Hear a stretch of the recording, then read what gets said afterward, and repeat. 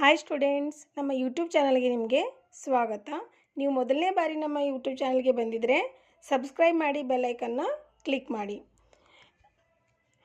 ನಾವು ಇವತ್ತು ವೇದಗಣಿತದ ಏಕನ್ಯೂನೇನ ಪೂರ್ವೇಣ ಅನ್ನೋ ಒಂದು ಸೂತ್ರದ ಮೇಲೆ ಲೆಕ್ಕಗಳನ್ನು ಮಾಡೋಣ. ಈ ಸೂತ್ರ ನಮಗೆ 9 9 9 ಇರುವ ಸಂಖ್ಯೆಗೆ ಬೇರೆ ಸಂಖ್ಯೆನ ಗುಣಾಕಾರ ಮಾಡುವ ಒಂದು ಸರಳವಾಗಿರ್ತಕ್ಕಂಥ ಈಸಿ ಟ್ರಿಕ್ ಬಳಸಿ ನಾವು ಯಾವ ಥರ ಮಾಡೋದು ಲೆಕ್ಕಗಳನ್ನು ಅಂತ ಇವತ್ತು ನೋಡೋಣ. ನೋಡಿ, 3046 ಗುಣಿಲೆ 9999 ಇದೆ.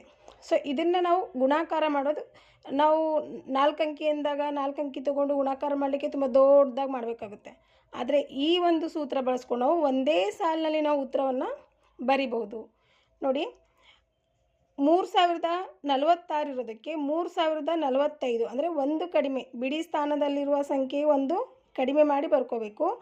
ಒಂದು ವೇಳೆ ಇಲ್ಲಿ 0 ಇದ್ದಾಗ ನಾವು ಆ 10 ಬಿಡಿ 2 ಸ್ಥಾನದಲ್ಲಿರ್ತಕ್ಕಂಥ ಸಂಖ್ಯೆ ನೋಡಿಕೊಂಡು ಒಂದು ಕಡಿಮೆ ಮಾಡಿ ಬರ್ಕೊಳ್ಳೋದು. ಒಟ್ಟಿನಲ್ಲಿ ನಾವು ಇಲ್ಲಿ ಈ ಸಂಖ್ಯೆಗೆ ಪೂರ್ತಿ ಸಂಖ್ಯೆಯಲ್ಲಿ ಒಂದು ಅಂಕಿಯನ್ನು ನಾವು ಕಡಿಮೆ ಮಾಡಿ ಬರೆಯೋದು. ಏಕನ್ಯೂನೇನ ಪೂರ್ವೇಣ ಅಂದರೆ ಪೂರ್ವದಲ್ಲಿರ್ತಕ್ಕಂಥ ಗುಣ್ಯದಲ್ಲಿ ಒಂದನ್ನು ನಾವು ಸಂಖ್ಯೆಯನ್ನು ಕಡಿಮೆ ಮಾಡಿ ಬರ್ಕೋಬೇಕು.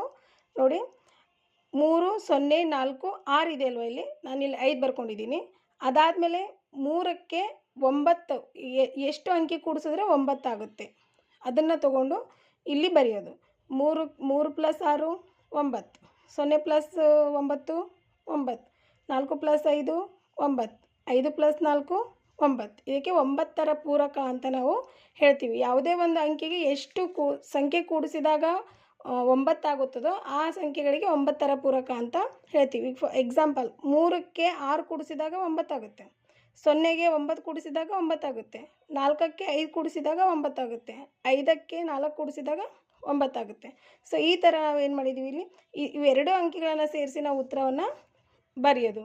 ಇದೇ ಈ ಎರಡು ಅಂಕಿಗಳ ಎರಡು ಸಂಖ್ಯೆಗಳ ಗುಣಾಕಾರ ಆಗಿರ್ತದೆ. ನೀವು ಒಂದು ವೇಳೆ ಕ್ಯಾಲ್ಕುಲೇಟ್ನಲ್ಲಿ ಮಾಡಿ ನೋಡಿದಾಗಲೂ ಕೂಡ ಇದೇ ಉತ್ತರ ಬಂದಿರ್ತದೆ. ಕ್ಯಾಲ್ಕುಲೇಟ್ರಿಗಿಂತ ತುಂಬ ಫಾಸ್ಟಾಗಿ ನೀವು ಉತ್ತರಗಳನ್ನು ಮಾಡ್ಬೋದು.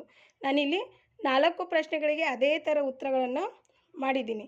ಇಲ್ಲಿ 3 8 0 1 2 2. ಸೊ ಈ ಕಡೆ 3ಕ್ಕೆ 6, 8ಕ್ಕೆ 1, 0ಗೆ 9, 1ಕ್ಕೆ 8, 2ಕ್ಕೆ 7, 2ಕ್ಕೆ 7. ಸೊ ಇದು ಉತ್ತರ ಆಗುತ್ತೆ. ಇಲ್ಲಿ 3 4 6 8 ಇರೋದನ್ನು ನಾವು 7 ಅಂತ ಬರ್ಕೊಳ್ಳೋದು, ಒಂದು ಕಡಿಮೆ ಮಾಡಿ ಬರ್ಕೊಳ್ಳೋದು. 3ಕ್ಕೆ 6, 4ಕ್ಕೆ 5, 6ಕ್ಕೆ 3, 7ಕ್ಕೆ 2. ಸೊ ಇದು ಉತ್ತರ ಆಯಿತು. ಇಲ್ಲಿ 5 6 7 8 9 ಇರೋದನ್ನು 8 ಅಂತ ಬರ್ಕೊಂಡಾಗ 5ಕ್ಕೆ 4, 6ಕ್ಕೆ 3, 7ಕ್ಕೆ 2, 8ಕ್ಕೆ 1, 8ಕ್ಕೆ 1. ಸೊ ಇದು ಉತ್ತರ ಆಯಿತು. ಸೊ ಇಲ್ಲಿ 2 ಪ್ರಶ್ನೆಗಳನ್ನು ನಾನು ಕೊಟ್ಟಿದ್ದೀನಿ ನಿಮಗಾಗಿ. ಈ 2 ಪ್ರಶ್ನೆಗಳಿಗೆ ತುಂಬ ಫಾಸ್ಟಾಗಿ ಉತ್ತರಗಳನ್ನು ಬರೆದ್ಬಿಟ್ಟು ಕಮೆಂಟ್ಸ್ ಬಾಕ್ಸಲ್ಲಿ ಹಾಕಿ, ಕಮೆಂಟ್ಸ್ ಮಾಡಿ. ಸೊ ಓಕೆ, ಈ ಒಂದು ವಿಡಿಯೋ ನಿಮಗೆ ಇಷ್ಟ ಆಗಿದ್ದರೆ ಲೈಕ್ ಮಾಡಿ, ಶೇರ್ ಮಾಡಿ ಮತ್ತು ಕಮೆಂಟ್ಸ್ ಮಾಡಿ. Thank you.